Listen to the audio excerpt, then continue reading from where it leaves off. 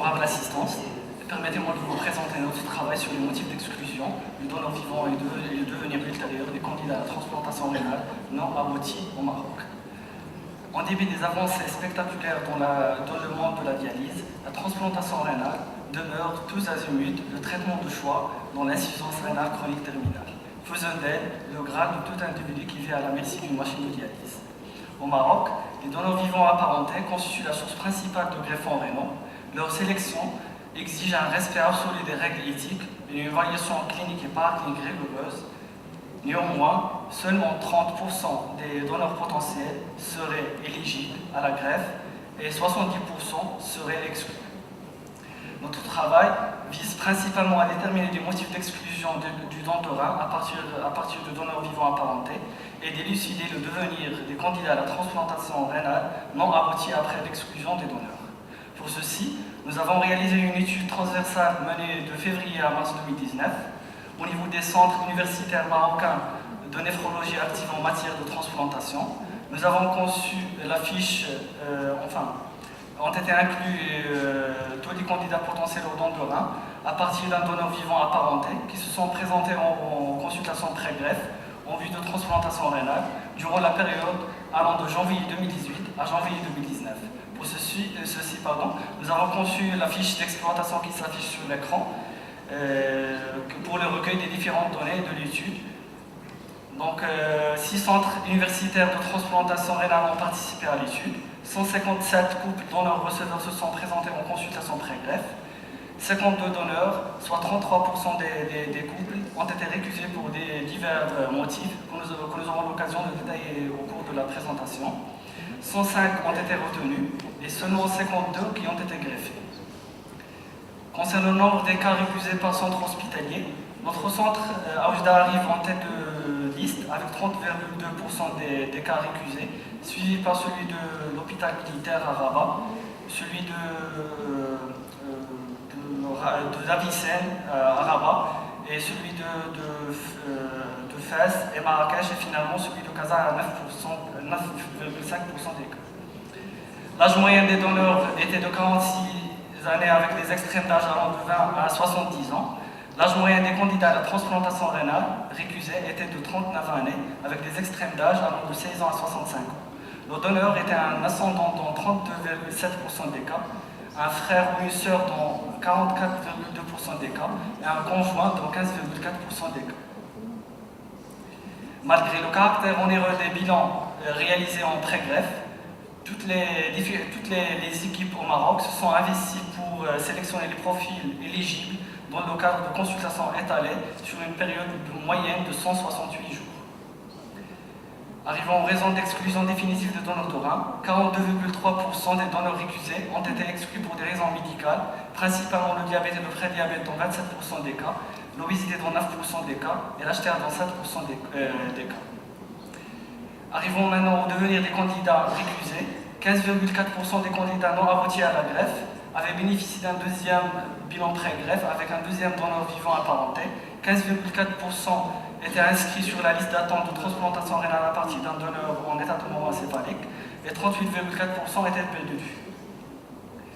Pourquoi finalement on s'acharne tellement à proposer la greffe à tous nos patients dialysés?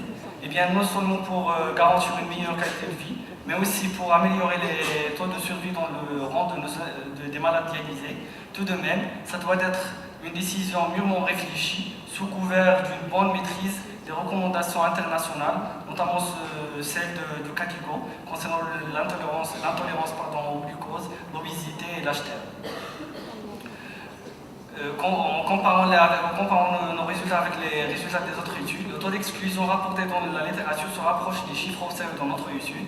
Les raisons d'exclusion sont majoritairement d'ordre médical, dans le peu de séries qui ont été réalisées dans le monde, et le Maroc ne fait pas exception.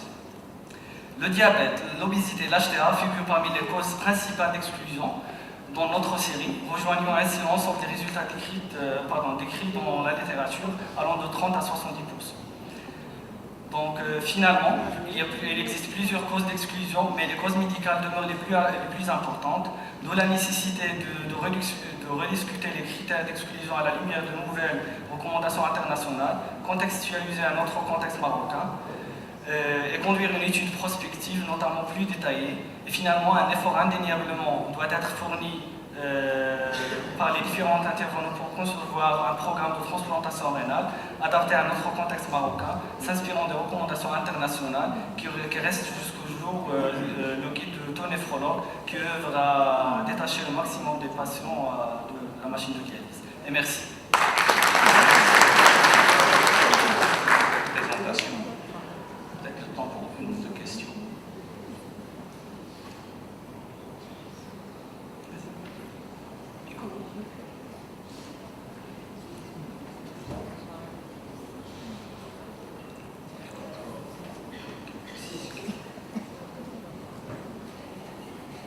Merci.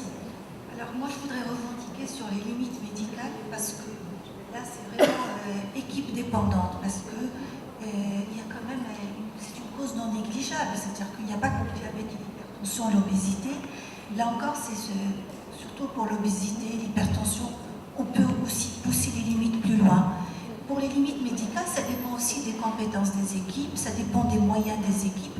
Et surtout, vous avez signalé un taux quand même assez important sur les raisons anatomiques qui excluent des donneurs, et ça fait quand même bien dommage, parce que ça dépend des chirurgiens. Je sais qu'il y a encore des équipes au Maroc qui ne prélèvent pas les deux artères, qui ne prélèvent pas le rein droit, et ça serait quand même, il y a tout un travail à faire là-dessus pour retenir le maximum de donneurs. Voilà, merci.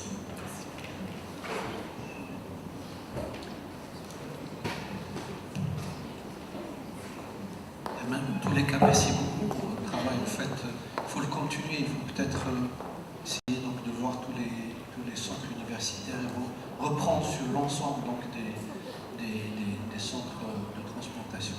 Je ne discuterai pas éventuellement les causes qui vont amener disons, à refuser un donneur, mais je voudrais juste peut-être lancer un appel pour dire que l'information doit être donnée aux receveurs dès le début.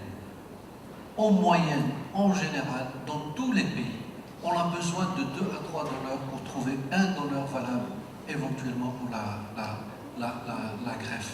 Ça se passe partout. Et il faudrait absolument informer ce patient, peut-être c'est à la dernier bilan qu'on se retrouvera avec une contre-indication. Et c'est parfois les receveurs et les donneurs ne l'admettent pas. Ce dernier moment, vous leur dites, écoutez, ce n'est plus possible, on a trouvé telle ou telle chose. Je vous donne l'exemple d'une patiente chez qui nous avons tout fait, et finalement, c'est à l'angioscanne, pour voir sa vascularisation, qu'on se retrouve avec de multiples kystes qui n'étaient ni visibles, ni au scanner, ni à l'échographie. Vous voyez, c'était à la dernière minute qu'on a recusé cette donneuse, qui était la maman du patient qui devait être greffé. Donc, à la dernière minute. Et cela, il faut le dire, moi, à mon avis, ça rentre dans l'information dès qu'on reçoit un couple pour le bilan précaire. C'est très, très, très important.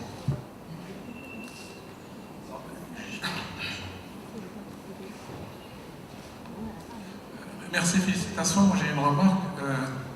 Tous les candidats ne sont pas les mêmes. C'est-à-dire il faut que dans notre interprétation, on intègre est-ce que ces candidats avant en dialyse, c'est-à-dire en greffe préemptive, c'est différent. Est-ce que c'est quelqu'un, c'est dans les 6 mois de début de dialyse ou c'est après 5 années à 10 années de dialyse?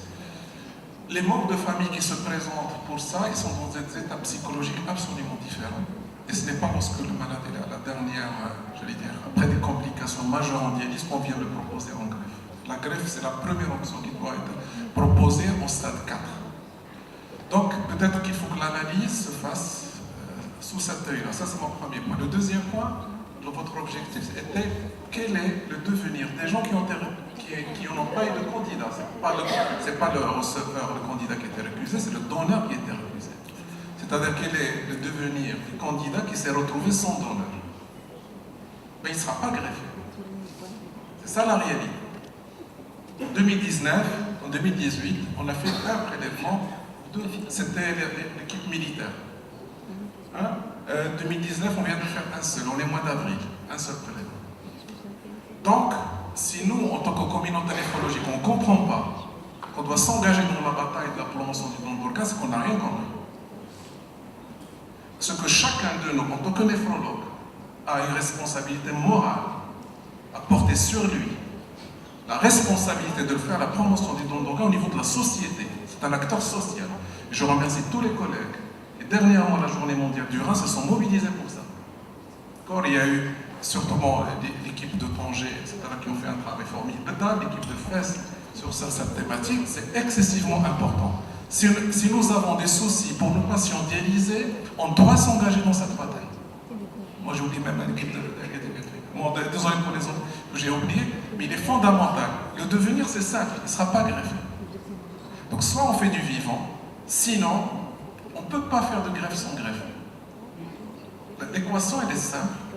Donc, on doit s'engager au niveau de notre collège, au niveau de notre région, absolument dans cette action.